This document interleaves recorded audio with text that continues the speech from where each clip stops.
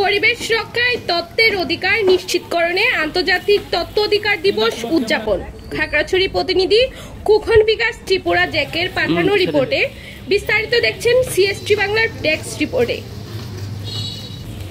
পরিবেশ রক্ষায় ডিজিটাল যুগে তত্ত্বের অধিকার নিশ্চিতকরণ প্রতিপাদ্যে খাগড়াছড়িতে উদযাপিত হয়েছে আন্তর্জাতিক তত্ত্ব অধিকার দিবস।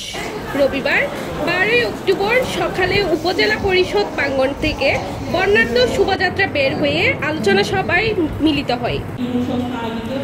আয়োজনটি অনুষ্ঠিত হয় সুইজারল্যান্ড দূতাবাস ও গ্লোবাল অ্যাফেয়ার্স কানাডার অর্থায়নে জিএফএ কনস্টালিং গ্রুপের পরিচালনায় এবং এম্পাওয়ারমেন্ট প্রকল্প, তৃণমূল উন্নয়ন সংস্থা টিডিএস ও নাগরিকতা সিভিক এনগেজমেন্ট ফান্ডের বাস্তবায়নে।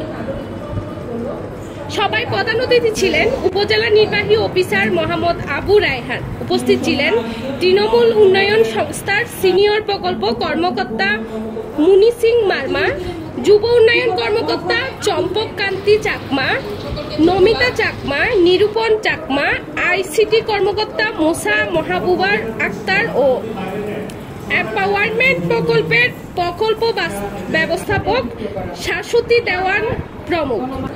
বক্তারা তত্ত্বের অধিকার নিশ্চিতের মাধ্যমে নাগরিকদের সচেতনতা ও প্রশাসনের জবাবদিহিতা বাড়ানোর পাশাপাশি পরিবেশ রক্ষার সমন্বিত উদ্যোগের আহ্বান জানান।